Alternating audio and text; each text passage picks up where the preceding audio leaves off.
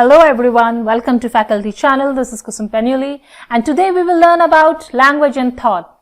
Hey, but before we start the lesson, I would like to request you to please do like, comment and subscribe the channel and press the notification bell so that whenever we upload any new video, you get notified. Okay, let's start. Now this is solely for your CTET, KVS and State TT exam preparation series. Okay, the topics which we are going to discuss here will be factors influencing language and development. Language and development के कौन कौन से factors influence करते हैं, language acquisition के कौन कौन से stages होते हैं और theories of language and thought कौन कौन सी theories हैं जिसमें आपकी पियाजे की आ जाएगी, Vygotsky, Skinner, Chomsky and Bandura की theories. ये important theories हैं, ये आपको learn करनी है जो कि exams में बहुत पूछी जाती हैं. अब आते हैं फैक्टर्स इन्फ्लुएंसिंग लैंग्वेज डेवलपमेंट. कौन कौन से फैक्टर्स होते हैं जो लैंग्वेज डेवलपमेंट को इन्फ्लुएंस करते हैं. उसमें सबसे पहले आपका आता है सोशल फैक्टर. सोशल फैक्टर क्या होता है कि आप सोशल, जब आप सोसाइटी से लोगों से बात करते हैं, इंटरेक्ट करते हैं, तो आपका लैंग्वेज कितना डेवलप हो रहा है. देखिए, अगर आप अकेले कमरे में बैठे हैं, कुछ नहीं कर रहे हैं, तो आपके अंदर वो लैंग्वेज डेवलपमेंट नहीं होगा. क्यों? क्योंकि आपको बहुत लिमिटेड जो वर्ड्स हैं वो पता है. लेकिन अगर आप देखो, जैसे एक बच्चे को ले लो, अगर एक बच्चे को आप इंटरेक्ट नहीं करोगे उसके साथ, उसको बाहर नहीं ले जाओगे और लोगों से नहीं मिलवाओगे, तो उसके अंदर वो जो लैंग्वेज डेवलपमेंट होना चाहिए, सोशल लैंग्वेज जो लैंग्वेज डेवलपमेंट होना चाहिए, वो नहीं होगा. सो सोशल फैक्टर्स जो होते हैं वो बहुत इंपॉर्टेंट एस्पेक्ट है लैंग्वेज डेवलपमेंट के लिए. दूसरा आपका आता है एजुकेशनल फैक्टर. ना एजुकेशनल फैक्टर में क्या होता है कि जब स्कूल जाते हो, आप एजुकेट होते हो, तो वहां से आप और भी लैंग्वेजेस सीखते हो. कई स्कूल्स में अलग अलग टाइप की लैंग्वेजेस सिखाई जाती हैं, फ्रेंच, जर्मन एंड एक्सेट्रा. लेकिन मेन बेस होता है आपका हिंदी एंड इंग्लिश, जो यहाँ पर सिखाया जाता है नॉर्थ में स्पेशली. तो यहाँ पर जैसे आप देखें तो फिर नॉर्थ में अगर एजुकेशन जो है वो एजुकेशन बहुत इंपॉर्टेंट रोल प्ले करता है आपके लैंग्वेज डेवलपमेंट के लिए. आप फिर वेस्ट चले जाओ, वहां पर और तरह की गुजराती हो गई, आपकी मराठी हो गई, और तरह की लैंग्वेजेस हैं.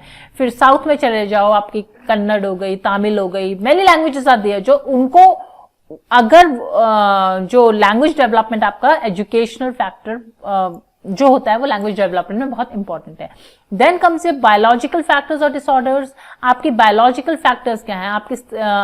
आपकी बॉडी, आपकी बायोलॉजी, सॉरी, आपके बॉडी के ऊपर, और या फिर आपके कुछ डिसऑर्डर्स हैं. जैसे बायोलॉजिकल अगर हम बोलें कि किसी की स्पीच बहुत शार्प होती है, कोई रुक रुक के बोल रहा है, तो ये डिसऑर्डर्स भी हो सकते हैं. इसके फैक्टर ये इन्फ्लुएंस करते हैं आपके लैंग्वेज डेवलपमेंट को.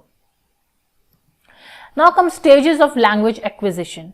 कौन कौन से स्टेजेस होती हैं, लैंग्वेज किस तरह से आप एक बच्चा ग्रास्प करता है, कैसे वो सीखता है, वो क्या है. सबसे पहले आपकी होती है कूइंग, जो कि 6 वीक्स तक होती है. कूइंग जैसे बच्चा ऐसे ऐसे मतलब इस तरह से आवाजें निकालता है. ही डोंट नो, वो बोलने की भी कोशिश नहीं करता है, वो बस आवाजें, उसकी अलग एक की टोन होती है जो निकलती है, वो आपके 6 वीक्स तक होती है. Then comes your babbling, that is about 6 months. 6 months तक आप बैबल, जो बच्चा होता है बैबलिंग करता है, वो अलग टाइप की एक आवाज निकलती है उनकी, वो बैबल करना है, मतलब वो बोलने की कोशिश करता है, बट बिकॉज उनकी अभी वो स्पीच डेवलपमेंट नहीं हुआ है, वो नहीं आया है, तो वो अभी इतना 6 मंथ्स तक इस स्टेज में रहते हैं.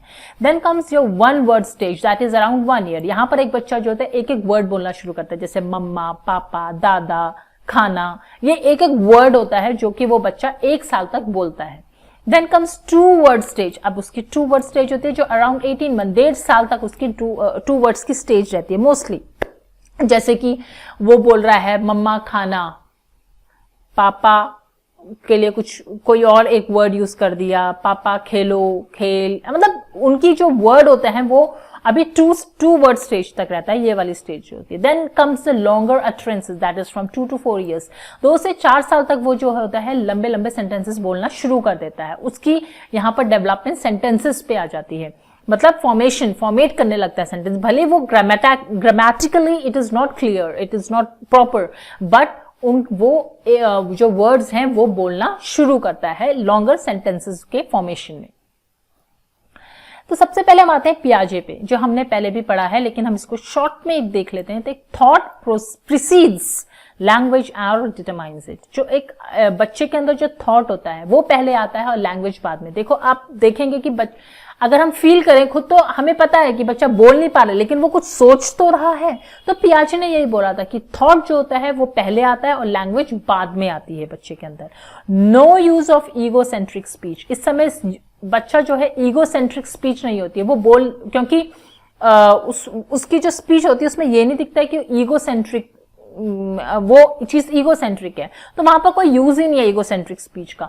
Cognitive development is independent of language. Cognitive development जो होती है इस टाइम पे वो इंडिपेंडेंट होती है, वो उसकी माइंड स्किल सब कुछ इंडिपेंडेंट है इस टाइम पे। वो जो भी सोच रहा है उसको लैंग्वेज में नहीं है, वो लैंग्वेज में नहीं है, वो उसके दिमाग में है, वो सोच रहा है उस चीजों को, उसकी मेंटल एबिलिटी बढ़ रही है, लेकिन अभी वो चीज लैंग्वेज से अलग है, वो इंडिपेंडेंट है लैंग्वेज से।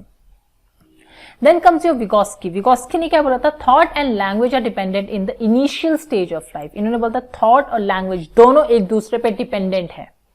एक जब वो स्टार्टिंग ऑफ एज होती है, उनकी लाइफ की स्टार्टिंग स्टेज होती है, तो थॉट और लैंग्वेज एक दूसरे पे डिपेंडेंट है। पियाजे ने क्या बोला था? उन्होंने बोला था कि जो थॉट है वो पहले आता है और जो लैंग्वेज वो बाद में आती है, दोनों इंडिपेंडेंट है, एक दूसरे पे डिपेंडेंट नहीं है। लेकिन विगोस्की ने बोला थॉट एंड लैंग्वेज दोनों एक दूसरे पे डिपेंडेंट होती हैं। Private speech gives direction to children. जब हम बच्चों को कुछ बताते हैं, कुछ बोलते हैं, तो उससे उनको डायरेक्शन मिलता है, वो समझते हैं उस चीज को और वो उस चीज को बोलने की कोशिश करते हैं। Language is essential for cognitive development. इन्होंने बोला था कि लैंग्वेज जो है बहुत इंपॉर्टेंट है कॉग्निटिव डेवलपमेंट के लिए। जब तक उन्हें वो चीज समझ में नहीं आएगी लैंग्वेज के थ्रू, तो उनका जो डेवलपमेंट है माइंड का, मेंटल डेवलपमेंट जो होता है वो नहीं हो पाता है। तो उनके लिए, उनके हिसाब से लैंग्वेज जो थी बहुत ही इंपॉर्टेंट रोल प्ले करता है उनकी बौद्धिक क्षमता के लिए, कि उसके बौद्धिक डेवलपमेंट के लिए।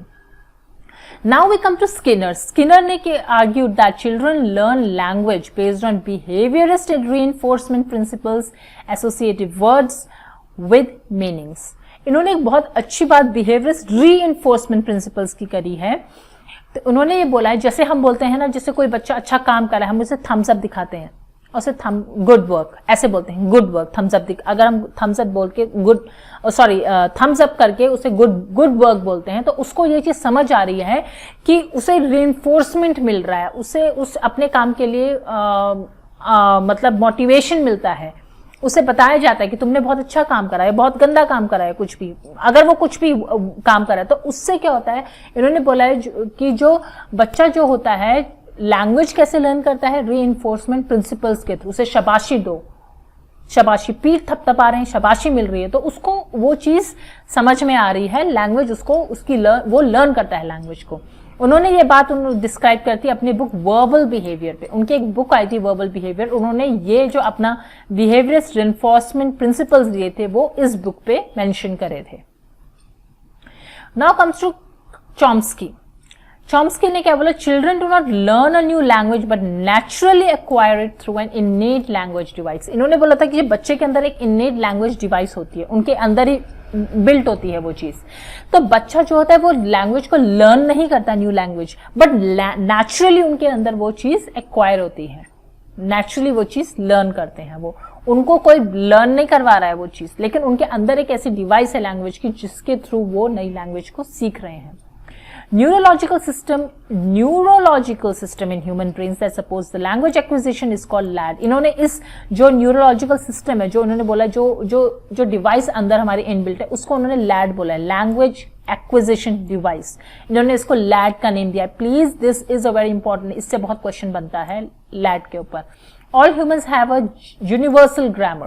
उन्होंने बोलते हैं हर एक इंसान का एक ग्रामर है, हर एक लैंग्वेज का एक ग्रामर है। हिंदी का अलग ग्रामर है, इंग्लिश का अलग ग्रामर है, कोई सा भी एक लैंग्वेज देखो, संस्कृत का एक अलग ग्रामर है, अगर आप साउथ में चल रहे हो, और तमिल का अलग ग्रामर होगा, गुजराती, जिस किसी का भी कोई स्क्रिप्ट है, जितनी भी लैंग्वेजेस हैं, हर एक का अलग ग्रामर होता है, उसी के अकॉर्डिंग वो सीखते हैं। Children are exposed to infinite data and from the given data of LAD produces a finite set of grammar rules. इन्होंने बोला है कि चिल्ड्रन जो होते हैं, जो बच्चे होते हैं, वो एक्सपोज्ड होते हैं बहुत सारे डेटा के लिए, इतना डेटा उनके सामने होता है कि वो उस चीज को किस तरह से कंज्यूम करे, उस चीज को किस तरह से एक्वायर करें तो वो किस पे डिपेंड करता है, वहां पर लैड जो होता है वो एक grammar, set of grammar rules को प्रोड्यूस करता है, जिसके थ्रू वो उस चीज को समझते हैं और उसको समझ के उसको कैसे रिफ्लेक्ट करते हैं। अब जीजी यहां पर जनरेटिव ग्रामर को कहा गया। Generative grammar refers to the set of rules that enables to understand sentences but of which we are usually totally unaware. Generative grammar एक ऐसा सेट ऑफ रूल्स है जो कि हमें कोई भी लैंग्वेज को समझने में, उस सेंटेंस को समझने में हेल्प करता है, इसके बारे में हम अनअवेयर हैं, हमें पता ही नहीं है वो सेंटेंस क्या है, हो सकता है, लेकिन हमारा जो ग्रामर रूल्स, जो हमारे अंदर जनरेटिव ग्रामर है, वो उस चीज को समझने में, उसे प्रॉपर वे में जो अरेंज करने में हेल्प करता है। जैसे एग्जाम्पल के लिए, I want to eat an ice cream rather than an ice cream want to eat I. देखिए, अगर हम देखें ग्रामेटिकली इंग्लिश के अकॉर्डिंग, इंग्लिश ग्रामर के अकॉर्डिंग, तो जो मैंने जो दूसरा सेंटेंस लिखा है, ice cream want to eat I, ये हम देखेंगे grammatically it is improper sentence, कोई मीनिंग नहीं है इसका। लेकिन जब हम इंग्लिश ग्रामर के अकॉर्डिंग उसको लिखेंगे तो ये हमारा I want to eat an ice cream is the correct sentence. तो हमारे अंदर जनरली इनबिल्ट ऐसी डिवाइस है जिसे हम लैड एक्विजिशन डिवाइस कहते हैं, वो यूजी, यहां पर आपको याद रखना है एलएडी लैड, जो बहुत इंपॉर्टेंट है। LAD lad, language acquisition device, then UG that is universal grammar, and then is your GG that is grammar, generative grammar. तो ये आपको तीन चीजें बहुत इंपॉर्टेंट है, ये आपको अच्छे से लर्न करनी है चॉम्स्की की। It is a very important, he is a very important thinker जिसपे ये क्वेश्चंस बनते हैं। Then we come to Bandura. Bandura ने क्या बोला, children learn through observation of others behaviour. बच्चे जो हैं वो दूसरे का बिहेवियर देखते हैं, उनको ऑब्जर्व करते हैं और तब वो चीजों को सीखते हैं। जैसे बच्चे एक टीचर को इमिटेट करते हैं, टीचर क्या कर रहा है, कैसे बोल रहा है, वो बहुत नकल उतारते हैं उन सब चीजों की। तो बच्चे उन चीजों से सीखते हैं, जो कौन कैसे बिहेव कर रहा है, उनके दूसरों के बिहेवियर को ऑब्जर्व करके सीखते हैं। Children from very beginning keenly observe behavior of others like their parents, teacher, old member of society. बच्चा जो है बहुत पहले से ही बहुत क्यूरियस होता है चीजों के लिए। बच्चे के अंदर का जो माइंड होता है बहुत क्यूरियस होता है, बहुत क्यूरोसिटी होती है उनके अंदर। तो वो कैसे वो दूसरों की चीजों बिहेवियर को देखते हैं, ऑब्जर्व करते हैं। जैसे कि आपके पेरेंट्स हो गए, पेरेंट्स को देखते हैं, उनका बिहेवियर वो कैसे, टीचर का हो गया, या कोई आपके दादाजी देखते होंगे ना, बच्चे ज्यादातर नकल उतारते हैं अपने दादा की, ऐसे दादाजी ऐसे करते हैं, दादाजी ऐसे बोलते हैं, मम्मा ऐसे बोलती है, मम्मा ऐसे काम करती है। तो ये चीजें जो होती हैं, बच्चा जो होता है वो दूसरों का बिहेवियर ऑब्जर्व करके सीखता है। A person whose behaviour we observe and often imitates are known as models of observational learning too. इन्होंने मॉडल्स ऑफ ऑब्जर्वेशनल लर्निंग एक थ्योरी दी है, उसके ऊपर उन्होंने ये बोला है कि एक कोई भी इंसान, एनी पर्सन जो कि दूसरों का बिहेवियर ऑब्जर्व करता है, उसको इमिटेट करता है, वो उनके लिए मॉडल हो जाता है ऑब्जर्वेशनल लर्निंग का। अगर कोई अपने पेरेंट्स को देख के वैसे ही चीजों को, वैसे ही बिहेव कर रहा है, वैसे ही अपना एक्ट रख रहा है, कोई भी काम कर रहा है उन्हीं के जैसा कर रहा है, तो उनके लिए उनके मॉडल कौन हो गए ऑब्जर्वेशनल लर्निंग के, उनके पेरेंट्स। जैसे कोई टीचर को करता है तो टीचर हो गए। सो ऐसे ही जो कोई भी पर्सन को वो इमिटेट करते हैं, ऑब्जर्व करते हैं उनके बिहेवियर को, तो वो उनके लिए मॉडल हो जाता है ऑब्जर्वेशनल लर्निंग का। So this is for now, and yes, thanks for watching my video, and please do like and subscribe faculty channel so that you get notified whenever we are posting a new video. Thank you so much.